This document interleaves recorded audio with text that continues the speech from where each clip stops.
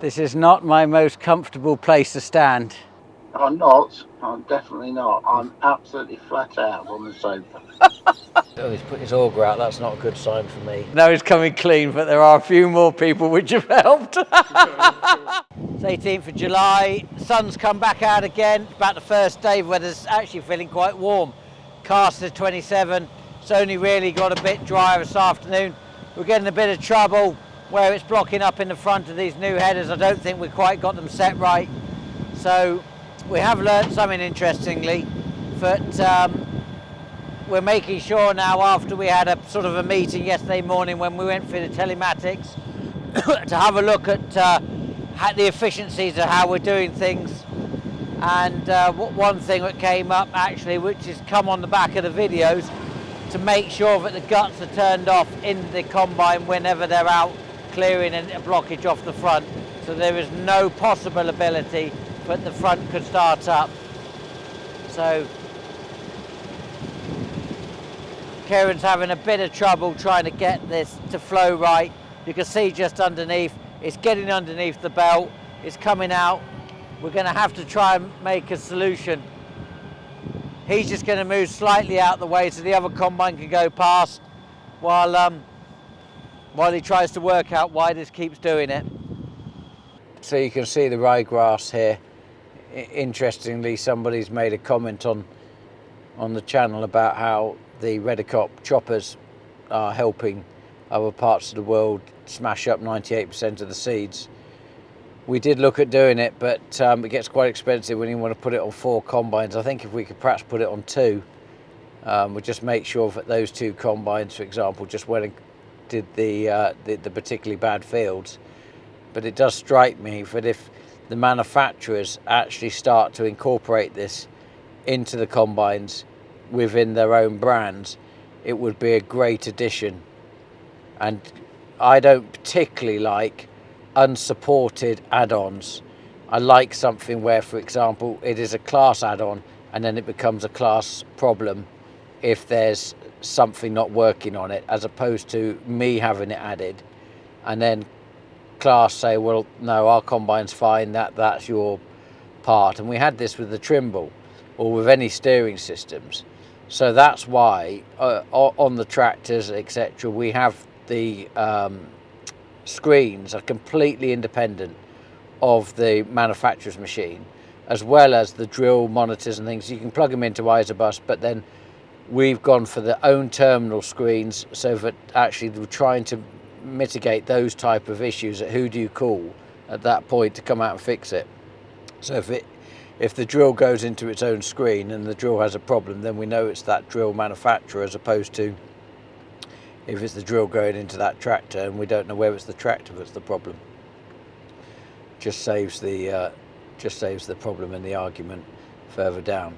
So hopefully the likes of Class will start fitting within their own manufactured milling system. I went to see Ray Harrington in 2010 in Australia, who designed this concept of the mill from the milling industry, where he was trailing a mill directly behind a case combine, so that everything went into it, all the chaff, everything went straight into a conveyor belt, then into this mill, and then this mill was powered on its own engine, completely smashed it up into dust, and then threw it out the back to get rid of any seeds left in the came out through the chaff.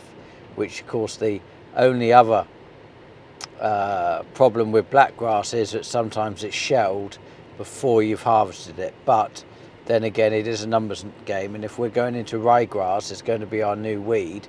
Actually, rye grass is still there, so actually having something fitted to your combine would be a big benefit. Right, so go on, where's about these chaff decks? Oh, so as I was just saying just then, so before we put seed destructors on, we had chaff decks for 7 or so years, and the idea behind that is that it's in your 3-metre tram line, and every single traffic is meant to compress. So just to be clear, instead of the chaff spread, it dropped it onto a belt, and that belt took it behind the wheel. That's the idea, and everything's on 3-metre centres, 12-metre control traffic. But it just doesn't. I don't think it does as good a job. It's obviously not terminating the weeds. No. You're just relying on it all being in the one spot and them never getting the chance to germinate. Yeah, we're just on to it is the next generation now, isn't it? These hammer mills. Yeah. And then Kieran, in New Zealand, the land of plenty, where you get the big yields. Tell me what weed issues are you experiencing? Well, nothing sort of like what you do here anyway. Have you got black grass? Not where I am anyway. Interesting. But we don't have any chemical resistance. We can spray for most things. So you haven't got a ryegrass problem? No, well, we grow ryegrass for a crop, so we can sort of just spray it out. Okay, so you're not got, like Australia, the issues there? No, nothing like what we've got here. And you don't have the black grass that we're experiencing here? No, we could have sprayed that out, not a problem. Interesting. So I wonder if that's because you've actually got chemical we haven't. Very possible. That would be worth exploring that. Yeah. I'd say we're probably less resistant to the actives that you guys have as well. Yeah. Because we probably don't have as much chemical resistance as you do over here. Yeah. Like black grass is probably, what would that be, resistance to just a lot of majority of the chemicals that we're using are broken down. Yeah. I think we just have good access to chemicals. We don't have the level of chemicals that we once had. That's the biggest issue. You know, there was IPU, for example, that we would have used and put in November, and that would have, I think if those chemicals are back available to us, they'd make a big difference.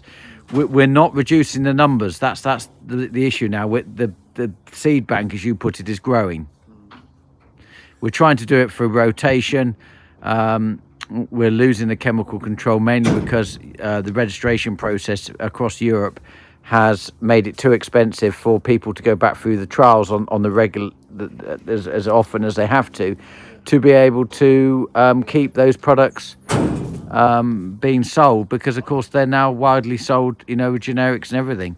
So of course they're not getting the level of income. You're a bit restricted in your access to management practices here too, aren't you? Because you can't burn. Yeah. That would be a good way of... Yeah, that would... I mean, as a child, I remember burning fields, and that cleared up a lot of seeds. Yeah, we burn a lot. Do you still burn? About everything, yeah. Oh, interesting. So that's probably why you don't have the problem. See, we don't burn because we can't on our soils. It just is so bad for the erosion during the summer months. But Can you burn legally? Oh, yeah. You can burn legally, but you choose as farmers not to. We need to keep the organic matter in the soil. Okay. Yeah. But we don't because of the sand, issues land. Yeah. No, we can burn everything. Yeah. And it makes such a big difference when you're cultivating too. Yeah. I bet. It grows up so much better. Yeah. Right. So what we're doing now is we're going to set the height. So the straw currently is set at 25 on the computer, and now I've got Kieran trying it at a different height. So now we set it at 15, and that means that we're cutting closer to the ground, and the reason for doing that is it produces more straw, so we'll get a greater swath behind us. And the reason I want to do that is, he's put his auger out, that's not a good sign for me. The reason we're doing that is because we're selling the straw.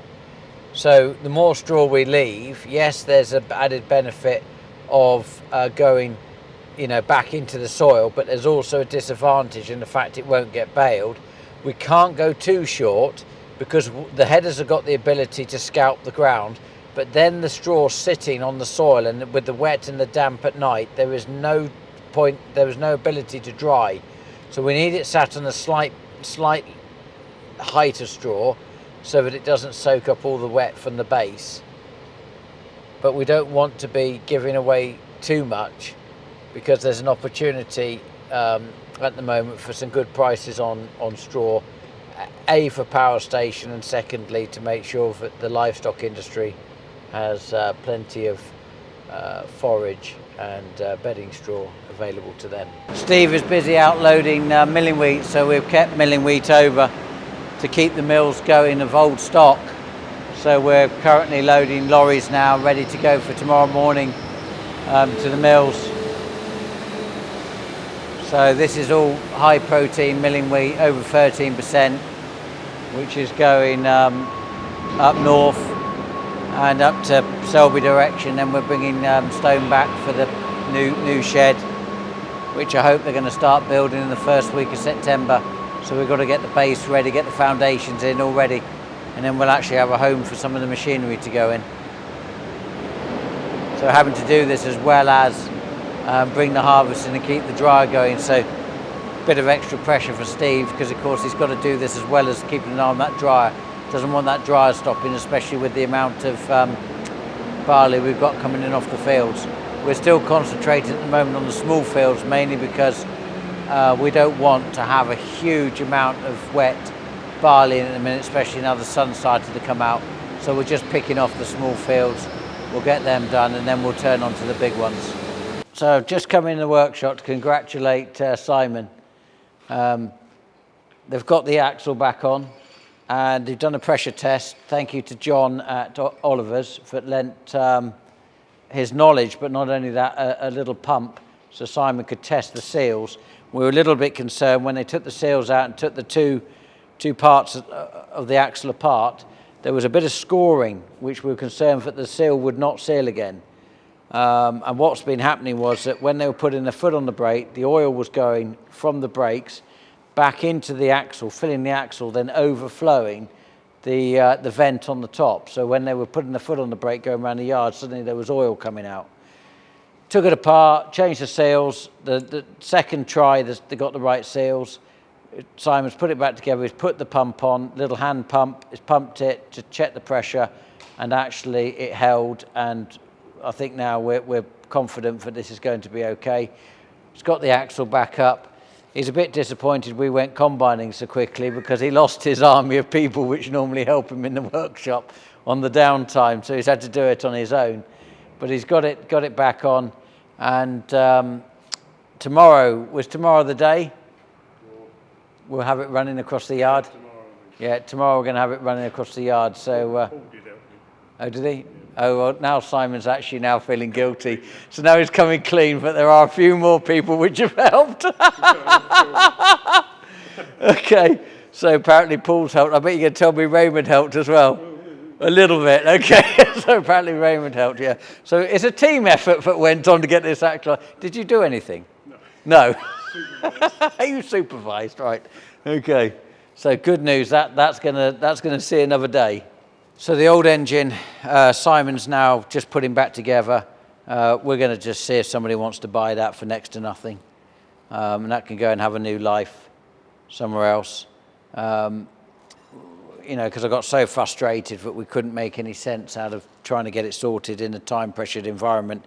We went and bought this Kubota engine here, which is a whole compressor, and then Wes and Tristan have been building a new frame all the way around it, because the thing about these compressors is that they have the throughput of air, so it has to drag the air through into the radiator, back through the engine and out, and if you don't have this all sealed and in the right allowance to allow the air to come in, what you then find is they overheat. And it's because they've got to have in those plastic casings that they're normally in, they've got to have the throughput of air to come through it and come out the other side. And if we have, say, this, don't have the lid on, the heat will come out, the engine won't get cooled, or the radiator if we don't have this sealed. So we've got to make sure that it's sealed up and can get the air in it, but we've also got to make sure we can get into it to check for the oils and waters. So the guys are doing that. They'll paint all this frame up. I think we're going to have to extend the army bowser slightly to get it in, because this casing is going to be a lot taller than the previous one, probably by about, I'm going to guess, 4 inches. So we're going to probably have to make a 4-inch extension on the roof of the other one. They've finished the lid over there. It looks like something you would have seen on the beaches. You've got the turret at the top, and you've got the vents at the bottom. And that's to allow all the air back out to recirculate around this engine, etc. So hopefully this will work with this, and then we've got yet again another compressor to try and blow down the weeds. So the fields with the rye grass that Kieran and Graham are in now, I'm having to restrict where they can go because of the rye grass. I do not want that going anywhere else across the rest of the farms where we don't have it. And it's really important, because one of the ways that you do spread these black grass and rye grass, for example, is through machinery. It can be through balers, it can be from combines. So they're going to have to stop, which is hugely inefficient when the sun is shining. Going to have to blow down everything, get it absolutely match clean, inside through all the bits where behind the rubbers where the seeds can sit. So we don't then go and basically go and drill it in the fields that don't have the ryegrass and then start spreading the problem across the farms. So we're going to have to take the compressors down for what we've got on the front, on the front of the combines. That it take them at least 3 hours to blow each combine down. And there'll be no combining for that 3 hours in those two combines. There'll be no chaser binning, there'll be no lorries, they'll all be sat waiting just because of weed management.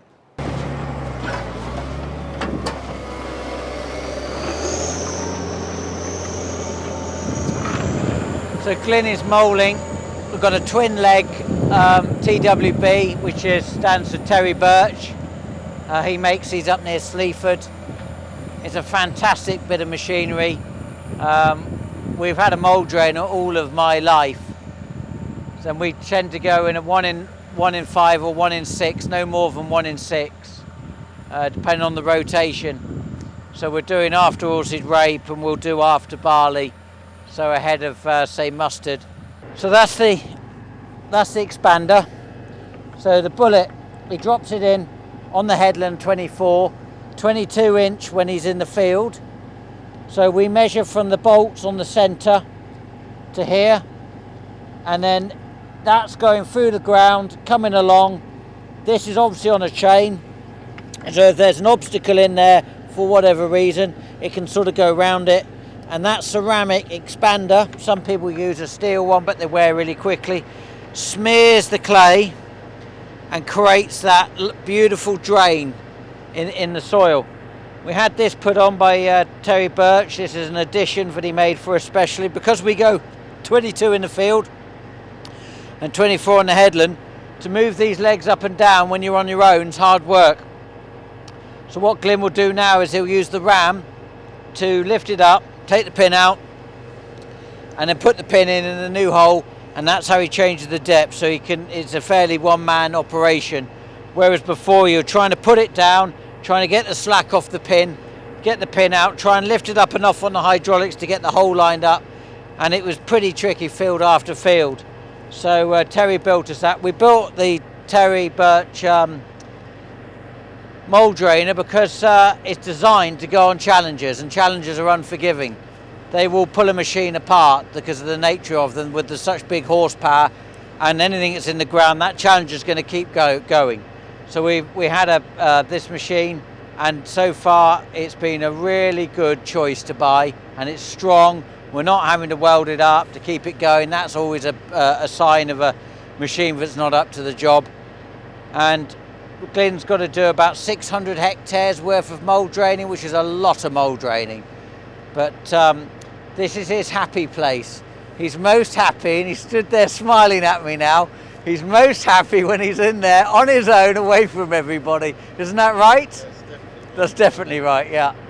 So, yeah, and we have to look at the maps of where the land drains are to know which direction to mould in, because if you mould in the wrong direction, you don't take the water to the drains, which is then counterproductive. You then move the water to a new place and create a new problem.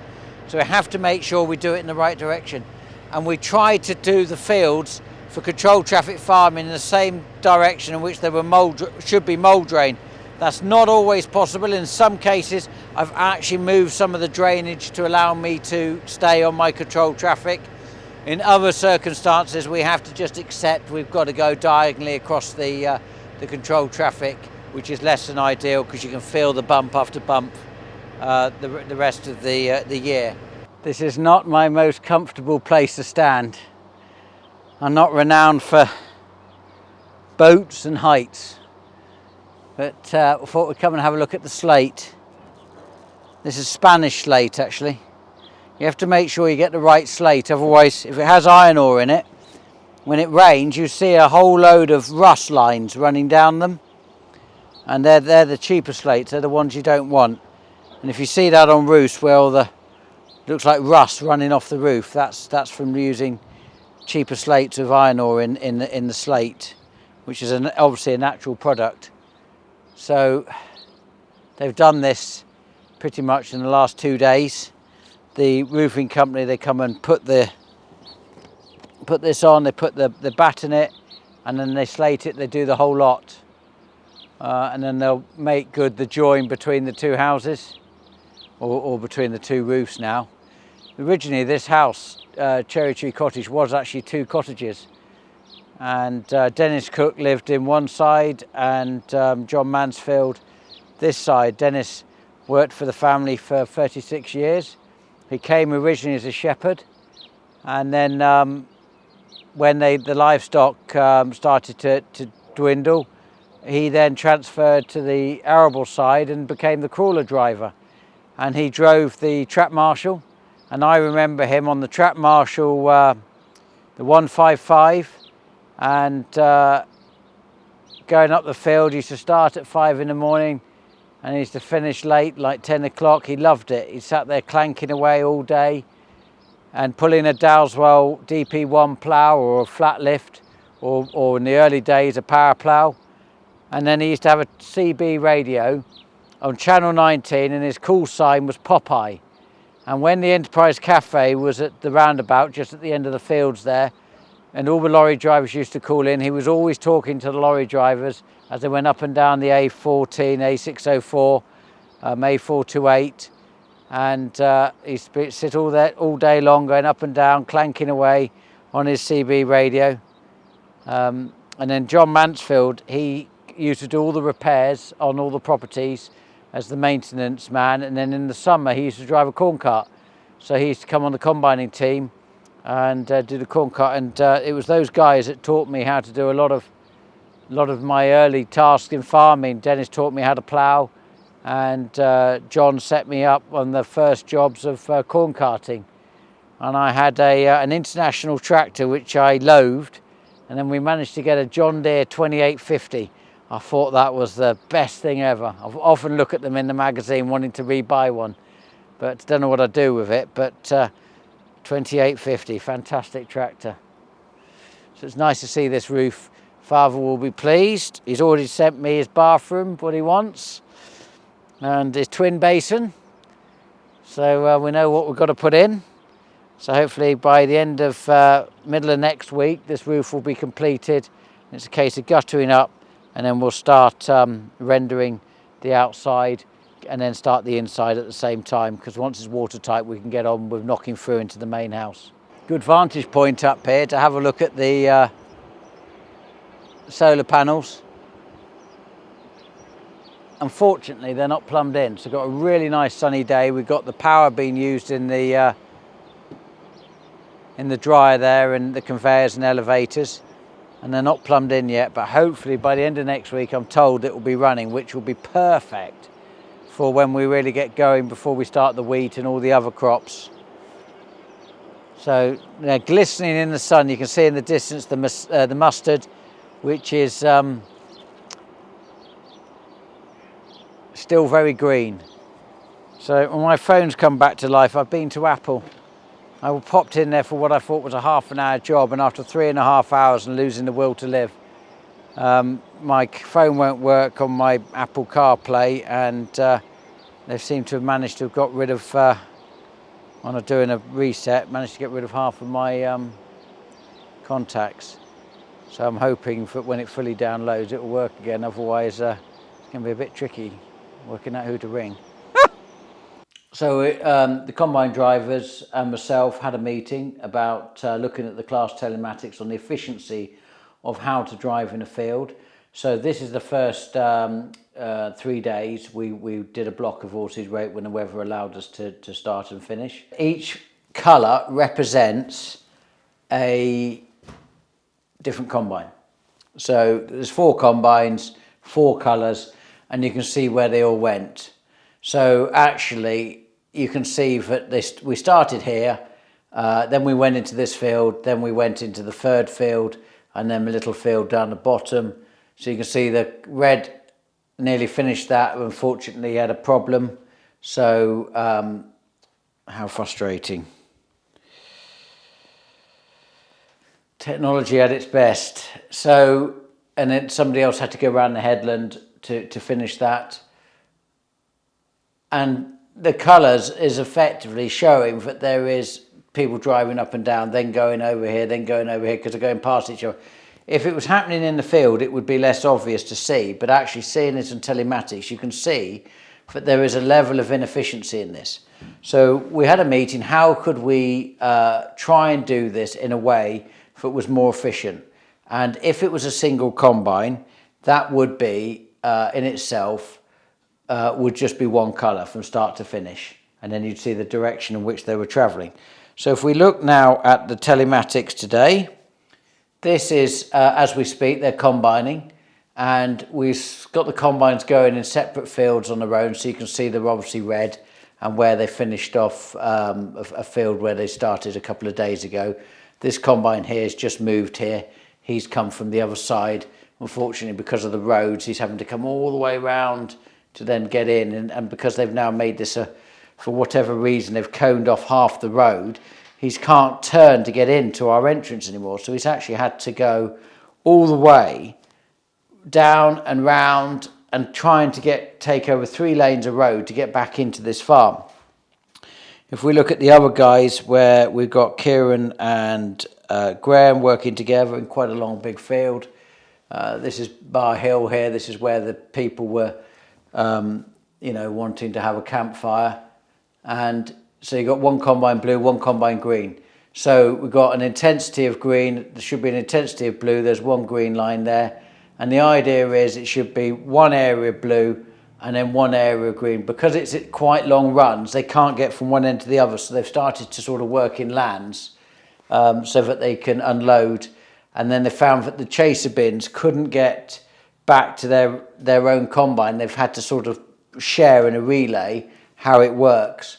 But we'll look to see what the efficiency of the numbers are going forward in terms of output per day. And when we look at the what the combines do, that we can produce these charts, for example. So we've got 76. So we said that we wanted to get over 75% processing time. We were only at 60 the other day when we were all over the place. Now this guy's achieved it so far, and we haven't even finished today. So that's that's a big start. And then we wanted to focus on transport and the turning time. Well, that reduces. Obviously, the more efficient you are turning and not going off 5-10 runs over, then the lower that figure becomes, but then the greater the processing number becomes. So combine 2, he's at 41%. He's had a rough do today. He's the one who had to go off to do all the small dog end work. So he's had a lot more transport time going between all these little fields. So they all have access to this. They can see it. Combine 3, he's also done all those funny little fields and had to move. You can see the impact what small fields have over the bigger fields. And combine 4, again, he is 70%. So combine 1, Graham, old school Graham, he is in the lead yet again. Kieran will be chewing his nails off trying to make sure he gets over 75. So he's still got about 3 or 4 hours left of the day to try and achieve that. But so far, that is a better analysis since we had our meeting and started looking at being more efficient through the ability of having telematics so that we can review the data, which is really helpful. So the barley's coming in quickly. The oilseed rape's now gone, so we're temporarily just having to tip it here.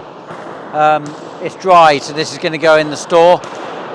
They're currently just getting the shed ready for piping because the pipes are strapped down to the floor, so when the grain builds up on them, it has a habit of moving the pipes. So we screw these wire ropes into the floor, and then we ratchet strap them down. They've got all the oilseed rape out now. They're now going to rebuild the store with the pipes, get it ready for the barley, and then they'll be able to start filling it with the barley. That'll make life a lot easier. 8,000 tons of barley then can go in straight from the pit, straight in. So that we're keeping going because currently the weather is in our favour. It's been 30-degree heat today. We're at 14 degrees moisture, so we can't afford to stop. We've had one combine breakdown of the 4. We're now running again. It got going not until about 4 o'clock this afternoon.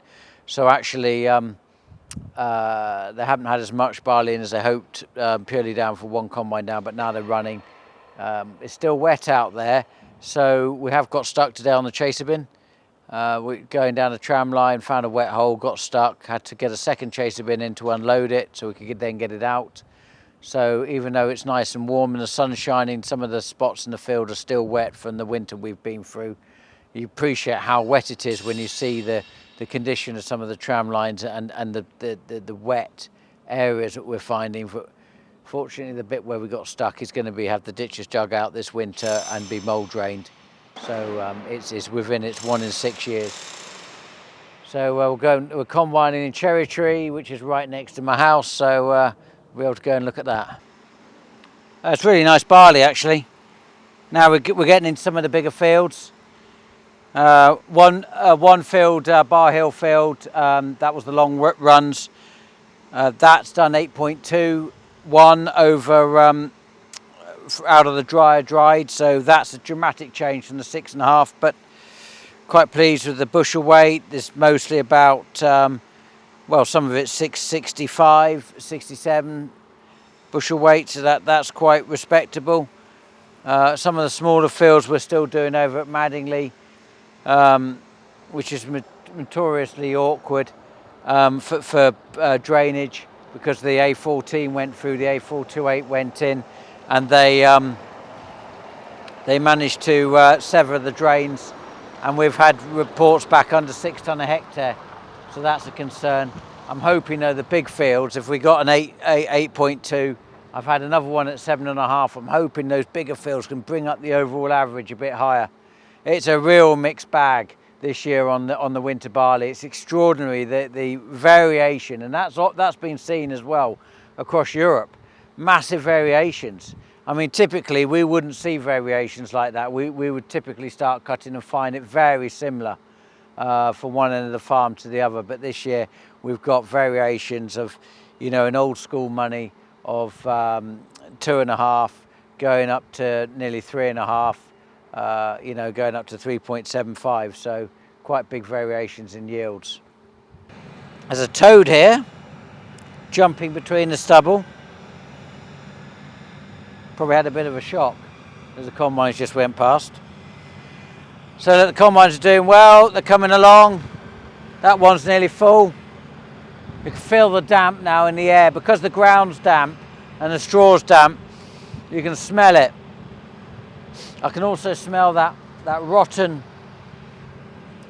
soil where the chaser bin got stuck. I think it must either be on my car or my boots. But anyway, you can feel the damp now in the air as the sun starts to go down. We haven't been able to go very long because once the sun goes down, it pretty much stops.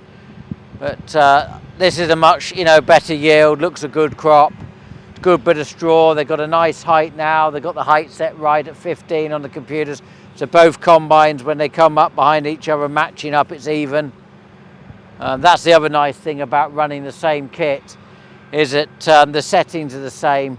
So whenever we make one alteration on one of the combines, we can tell the other three, and then they can change their settings as long as they're all calibrated together.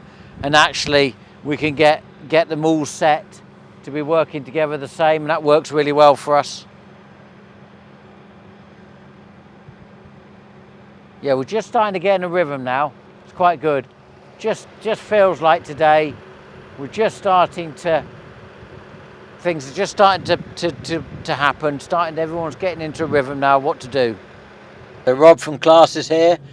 He's spending a couple of hours of each guy on the combines, going through, finding the fine-tuning. He's already told us a couple of things, like how to reverse the belts on the new headers, etc. I haven't been on these combines yet. I'm waiting for Sandy to go off and have his baby. So hopefully I'll only have the good fields to combine.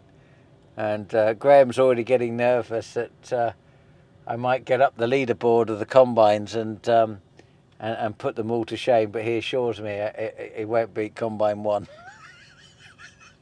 But we'll see. But it's going well. Lorries are here taking the barley straight off the field. There were tracks and things we built for the sugar beet. And then they've got 2 chaser bins here, 2 combines. The other 2 combines are over at Madingley with 2 chaser bins there. They're working well. waiting for Henry to come down. This straw's getting a lot drier now because we're cutting it in the heat. The straw's a lot drier than the early stuff we did. So this is cherry tree field. This is right next to my house. I can look out a window onto this.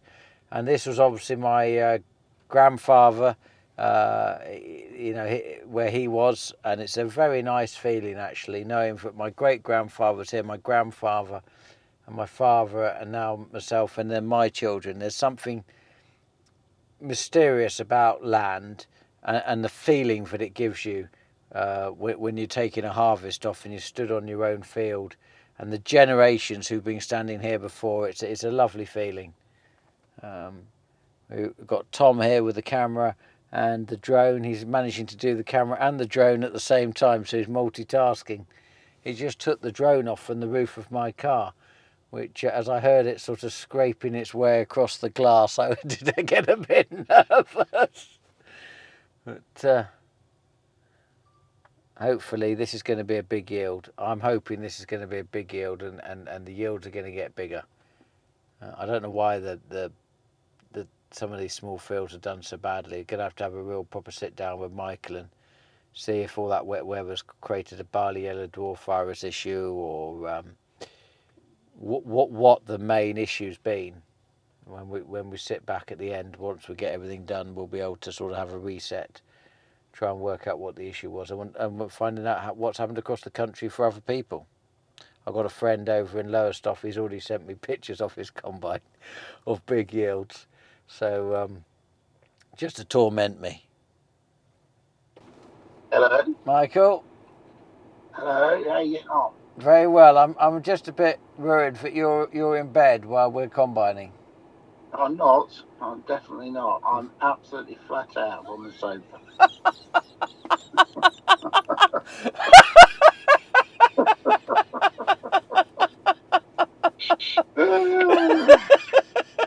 Oh, it's very comfortable. It is too. I've just had a belly full of salmon and potatoes and salad.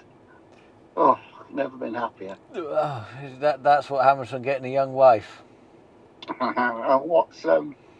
What's been on the menu tonight at whatever it is, Cafe PX? I don't know. I didn't have anything, but they've all been well fed. Good. I think it might. I think it's a Friday night, isn't it? I've got a funny feeling they might have like beef steak. Really? Yeah. Oh, don't tell me you're now going to start coming down on a Friday night. Yeah.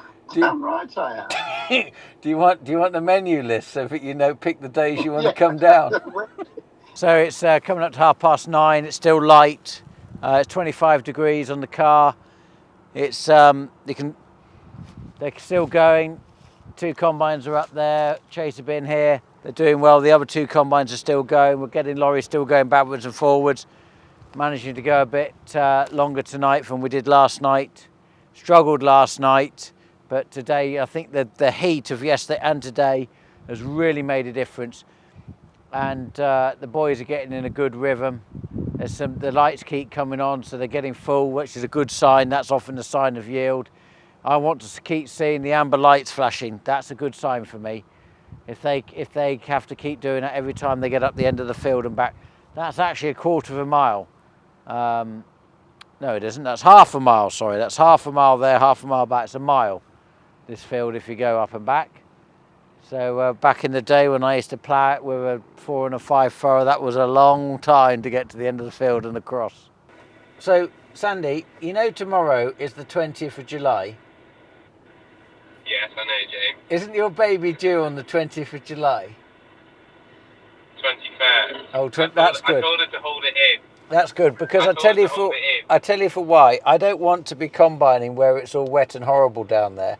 So can you please make sure that we can go to a nice block? Nice block. I know exactly what you're doing. You get me to do all the small fields, so when I'm off, you can do all the nice big. Yeah, and then I can hit the leaderboard table, get right up there, and then I can spend the rest of the harvest telling you how amazing I am and how terrible you are. That's my whole objective. And I don't think, in fact, actually thinking about it, I don't think I'm just going to do it for harvest. I think I'm going to dine out on it until next harvest. answering a couple of your questions. Italy banning solar panels across productive farmland. Do you think the UK will follow suit? Currently, I think the answer to that is no, judging by the fact that in the last 7 days, Labour government has just announced approving 2 very substantial developments of solar panels in different parts of the country. Grateful for the picture. We made it into the Cambridge Evening News tonight. Nigel, a local photographer up in Hardwick, next door village, he took a fantastic photo, really pleased with it, showing the controlled traffic farming, the longer auger going into the chaser bin. A nice picture. It was done here at the farm today. So thank you, Nigel. Largest field is 326 acres. It won't surprise you, it's my favourite. And it's good to have a variation of field sizes. Our average is probably only about 30 acres, but we've got anything from a couple of acres right up to the 326. So you've got a variation there. We're doing the small ones at the moment, harvesting. They're less efficient, and then we'll be going on to the bigger ones. The barley yields are improving. We have had some worse yields on some wet fields, but we're now starting to get on some bigger ones. We've had some 8.2s, we've had some 7.8s. We're hoping that the overall average will start pushing up, getting above 8. 8 tonne was the revised yield I had on the budget, so if we can hit that, I'll be really pleased. And then it's just price-based to then work on. Thank you ever so much for watching. Really appreciate it. And hopefully next time you see us, the baleys will be here and that straw's going off to the power station. So we'll be able to look at that.